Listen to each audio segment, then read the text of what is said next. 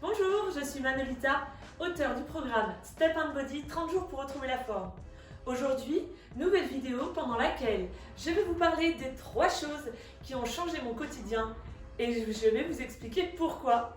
Si vous découvrez ma chaîne ou si vous n'êtes pas encore abonné, je vous invite à cliquer sur abonner en activant la petite cloche. Et bien sûr, si vous aimez cette vidéo, likez et partagez-la. Devenir maman il y a 12 ans a bien sûr changé mon quotidien, mais ce n'est pas de cela que je vais vous parler aujourd'hui. On me dit et on me pose souvent la question de comment je fais pour pouvoir être en forme et avoir autant le sourire.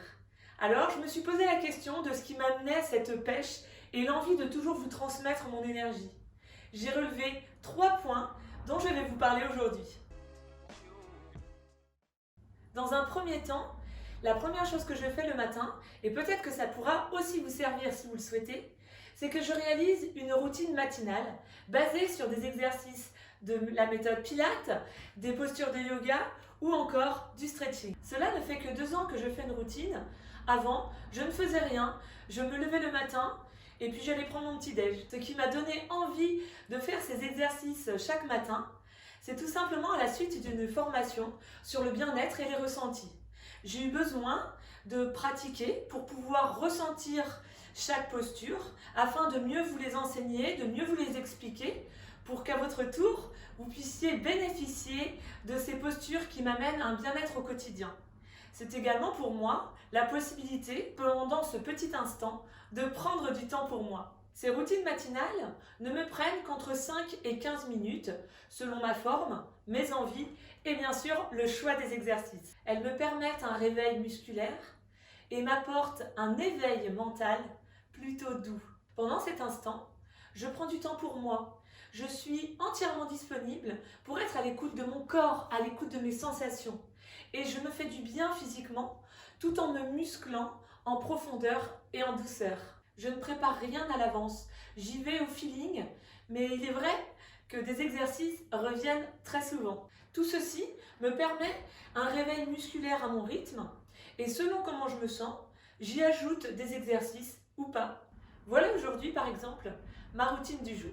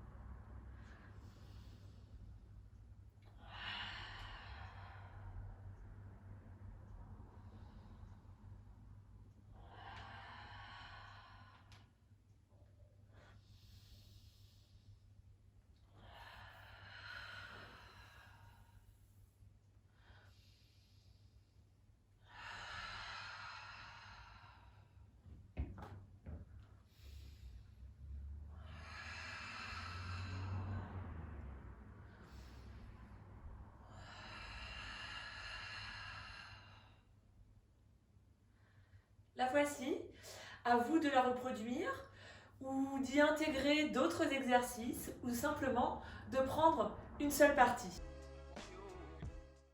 Dans les points relevés qui m'apportent énergie, sourire et attitude positive, je dirais qu'après avoir fait une activité bien-être ou plutôt en plus de cette activité qui me permet de bien me réveiller, de me sentir bien dans mon corps, eh bien je cuisine des produits frais, des produits naturels et sains. J'aime beaucoup cuisiner inventer des recettes, varier les plaisirs et les saveurs.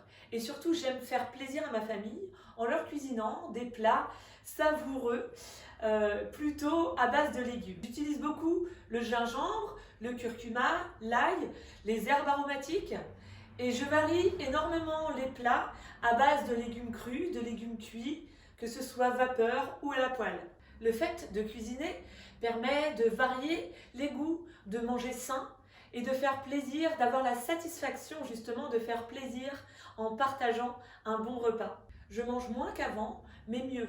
Et à partir du moment où j'ai compris qu'il y avait certains aliments qui allaient me donner de l'énergie et d'autres qui allaient puiser mon énergie, j'ai fait des choix progressifs de diminuer ou d'enlever certains aliments. Je vous donne un exemple amusant. Nous, à la maison, les bonbons, on les appelle les mauvais.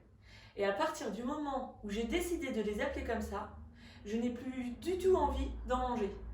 Et j'associe toujours ce terme mauvais à ce qu'il y a dedans et à ce que ça pourrait apporter à mon corps. Fatigue, baisse d'énergie, addiction. J'associe également ces produits, ces aliments au sucre, au glucose ou encore au colorant. Des choses peu naturelles qui ne me font pas du bien.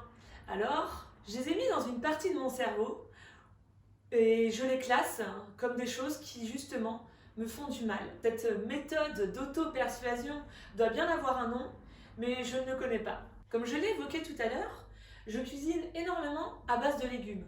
J'ai fortement réduit ma consommation de viande, je continue d'en manger, mais elle est de meilleure qualité. Ce que j'ai pu me rendre compte, c'est que même en mangeant moins de viande, je me sens très bien.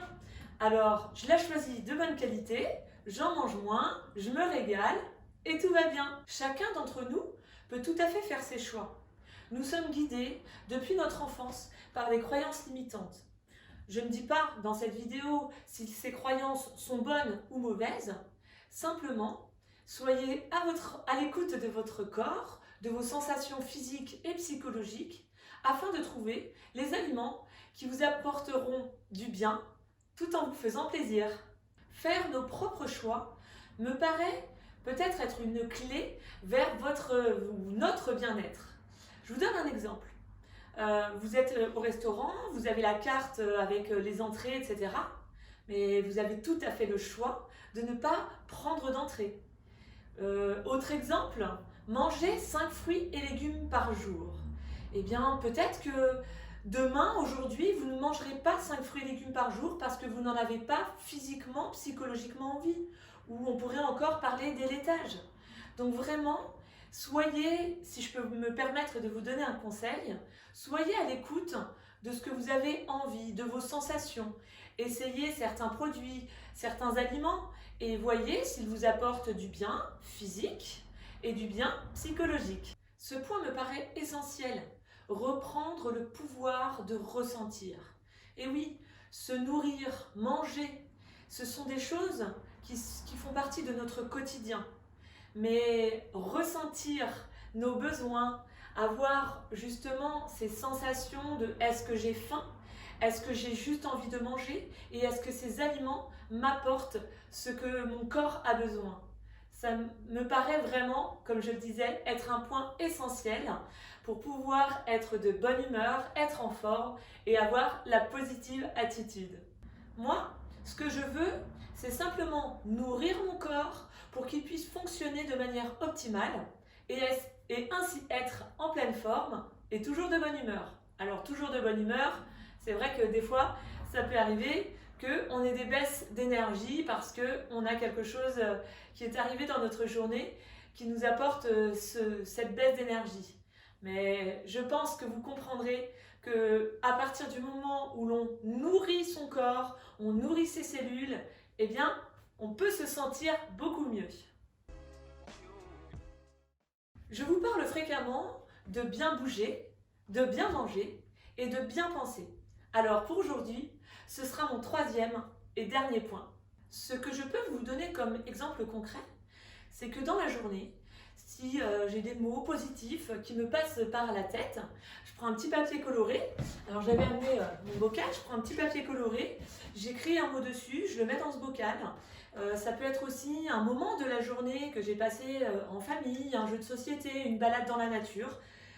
tout ce que j'ai envie d'écrire.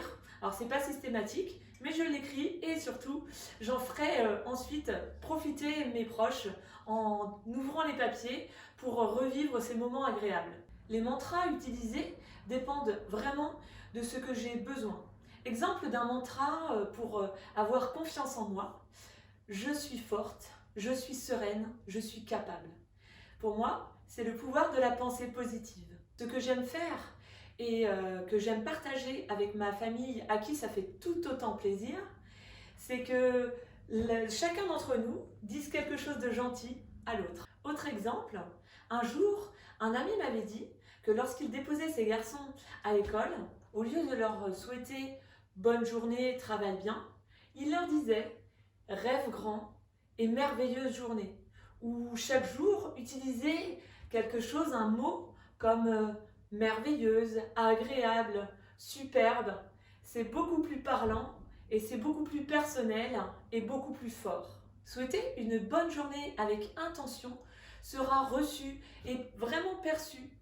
Et en plus, si on lui dit de rêver grand, cela lui donne la possibilité d'une grande ouverture du champ des possibles. Et bien sûr, comme cela fait partie de mon quotidien, j'ai souhaité l'intégrer dans le programme Step & Body, puisqu'il est à mon image. Voilà donc ce qui me permet d'être en forme, ou plutôt une partie, parce que sinon je crois que la vidéo aurait été assez longue, mais ça me donnera l'occasion d'en refaire une. Pour terminer, retenez que vos croyances limitantes peuvent vous empêcher d'être réellement à l'écoute de vos ressentis. Et donc, prendre conscience de ce qui peut vous apporter du bien est peut-être la clé de votre bien-être. À partir de ce point, vous pourrez choisir votre routine, qu'elle soit sportive, culturelle, artistique ou spirituelle.